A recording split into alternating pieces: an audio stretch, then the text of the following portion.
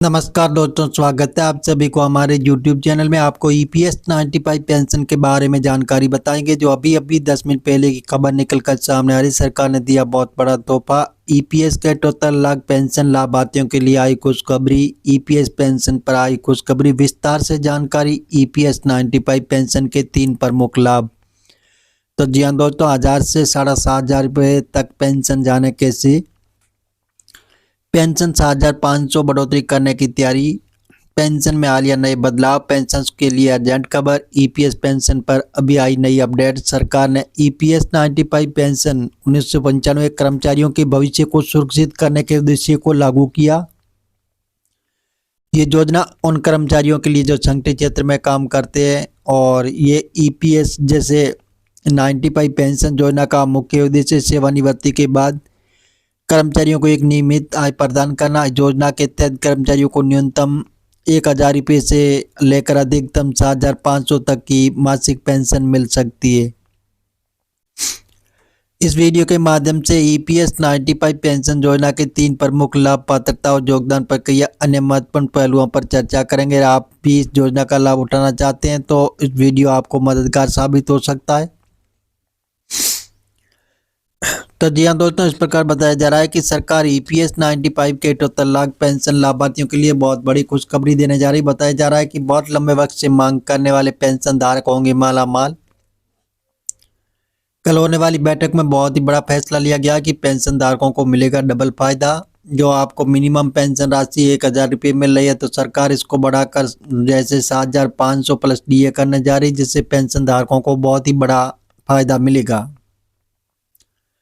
तो जी हाँ दोस्तों, इस प्रकार जो EPS 95 के पेंशन धारक है, पहले आप अपने अकाउंट से किसी भी इमरजेंसी काम के लिए केवल 50,000 रुपये की राशि निकाल सकते थे, लेकिन सरकार ने अब इनको बढ़ाकर 1,00,000 रुपये कर दिया। आप किसी भी इमरजेंसी में आप अपने अकाउंट से निकासी करने चाहते हैं तो 1,00,000 रुपये आराम से एक साथ निकाल सकते हैं। तो जी हाँ दोस्तों, इस प्रकार जो EPS 95 पेंशन धारकों के जो पेंशन लिमिट को बढ़ाकर 21,000 रुपये कर दिया गया है। तो पहले आपकी पेंशन लिमिट थी 15,000 रुपये, उसको बढ़ाकर 21,000 रुपये कर दिया गया, जिससे पेंशन में एक बहुत बड़ा इजाफा होगा। तो इस प्रकार बताया जा रहा है कि पहले से कितनी ज़्यादा आपको पेंशन मिलेगी, और सरकार पेंशन धारकों को दिया तोहफा। पेंशन प्रस्ताव पर हो लगी मोहर। एक रिटायरमेंट योजना जिसे EPFO द्वारा संचालित किया जाता है। तो ये योजना कर्मचारियों के लिए जो संगठित क्षेत्र में काम करते हैं और उनकी सैलरी EPF कटौती होती है। तो योजना का कर्मचारियों को रिटायरमेंट के बाद वित्तीय सुरक्षा प्रदान करना। सरकारी कर्मचारी रिटायरमेंट के नियमों में बड़ा बदलाव। तो जाने नई गाइडलाइंस है जो इसके बारे में आपको विस्तार से बताएंगे। जो योजना का संक्षिप्त में विवरण है, जो EPS 95 employer pension scheme 1995, launch वर्ष 1995। कौन चल रहा है, जैसे EPF पात्रता, EPF सदस्य।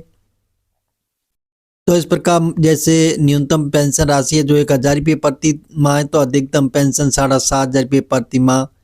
योगदान कौन करता है, कर्मचारी और नियोक्ता। मुख्य लाभ रिटायरमेंट पेंशन, विधवा पेंशन, अनाथ पेंशन। तो इस प्रकार जो कई प्रकार की जो पेंशन है भी लागू है। तो EPS 95 पेंशन के प्रमुख लाभ है, उसके बारे में विस्तार पूर्वक आपको बताएंगे। जो योजना कई लाभों में प्रदान करती है। यहाँ हम इसके 3 प्रमुख लाभों पर चर्चा करेंगे। जो इसके बारे में न्यूनतम पेंशन आपकी 1,000 रुपये, अधिकतम 7,500 तक मासिक पेंशन। EPS 95 योजना के तहत कर्मचारियों को उनकी सेवा अवधि पर अंतिम वेतन के आधार पर मासिक पेंशन दी जाती है। तो आपकी यदि सेवा अवधि लंबी है और आपका वेतन अधिक रहा है, तो आप अधिकतम 7,500 तक की मासिक पेंशन मिल सकती है आपको, और 1,000 रुपये निर्धारित की गई है ताकि सभी को वित्तीय सहायता मिल सके। तो जी हाँ दोस्तों, इस प्रकार बताया जा रहा है कि बहुत लंबे वक्त से मांग करने वाले पेंशन धारकों को मिलेगा डबल फायदा। बताया जा रहा है कि योजना का दूसरा बड़ा लाभ ये भी है कि परिवार को भी सुरक्षा दी जाती है। यदि कर्मचारी की मृत्यु हो जाती है तो विधवा और आजीवन पेंशन दी जाती है। बच्चों को 25 वर्ष की उम्र तक अनाथ पेंशन मिलती है। रिटायरमेंट के बाद वित्तीय स्वतंत्रता। EPS 95 योजना रिटायरमेंट के बाद कर्मचारियों को वित्तीय स्वतंत्रता प्रदान करती है, सुनिश्चित करता है कि कर्मचारी अपनी बुनियादी जरूरतों को पूरा कर सके, किसी पर भी निर्भर न रहे। तो जी हाँ दोस्तों, इस प्रकार जो ईपीएस 95 के 78 लाख पेंशन लाभार्थी बहुत लंबे वक्त से जो मांग करने जो इंतजार कर रहे थे वो इंतजार समाप्त होने वाला है। पेंशन धारकों को बहुत ही बड़ा फायदा मिलेगा। तो इस प्रकार बताया जा रहा है ईपीएस 95 योजना की जो पात्रता है इस प्रकार है। जो लाभ लेने के लिए आपको कुछ शर्तों का पालन जरूरी करना होगा। कर्मचारी ईपीएफ का सदस्य भी होना चाहिए। कर्मचारी की उम्र कम से कम 58 वर्ष की होनी चाहिए और कर्मचारी कम से कम 10 साल तक सेवा में काम भी किया हो। और यदि कोई कर्मचारी 50 वर्ष की उम्र में रिटायर होता है तो उसे कम दर पर पेंशन मिलेगी। ईपीएस 95 योगदान में कैसे होता है? ईपीएस 95 में योगदान प्रक्रिया सरल और पारदर्शी। तो कर्मचारी और नियोक्ता का योगदान ईपीएफ खाते में जमा होने वाले कुल योगदान का 8.33% हिस्सा ईपीएस में जाता है। तो जी हाँ दोस्तों, सरकार का योगदान, सरकार भी इस योजना में हर महीने 1.16% योगदान देती है। कुल योगदान हर राशि कर्मचारी की बेसिक सैलरी और डीए जैसे डीए अलाउंस पर आधारित होती है। इस प्रकार जो आय पेंशन का बड़ा अपडेट आ चुका है। पेंशन भोगियों के लिए खुशखबरी, ईपीएस 95 पेंशन बढ़ी। ईपीएस पेंशन राशि का गणना कैसे होती है? तो चलिए आपको इसके बारे में विस्तार से जानकारी बताएं कि योजना के तहत मिलने वाली मासिक पेंशन की गणना निम्नलिखित फॉर्मूलों से होती है। उदाहरण के तौर पर अगर बात करते हैं, यदि किसी कर्मचारी की औसत मासिक पेंशन 15,000 रुपये अवधि साल 20 है तो इस प्रकार रही है। तो आपको 15,000 इंटू 2070 बराबर 42,86 जैसे उसकी पेंशन बनेगी। तो अन्य जैसे योजना से अन्य महत्वपूर्ण तथ्य भी है। अंशदायी अवधि बढ़ाने का विकल्प, यदि कोई कर्मचारी सेवा अवधि बढ़ाता तो उसकी पेंशन राशि भी बढ़ सकती है। इससे नॉमिनी सुविधा, कर्मचारी अपने परिवार को किसी भी सदस्य नॉमिनी बना सकते हैं ताकि उनकी मृत्यु के बाद परिवार को आर्थिक सुरक्षा मिल सके। तो इस योजना में योगदान की गई राशि के बीच में नहीं निकाला जा सकता। योजना कैसे लागू करें? ताकि लाभ लेने के लिए आपको निम्नलिखित प्रक्रिया अपनानी होगी। अपने नियोक्ताओं से संपर्क करें और सुनिश्चित करें कि आप ईपीएफ खाता सक्रिय हो। फॉर्म भरकर संबंधित दस्तावेजों को जमा करें और सत्यापन प्रक्रियाओं को पूरी करने के बाद आपको मासिक पेंशन मिलना शुरू हो जाएगा।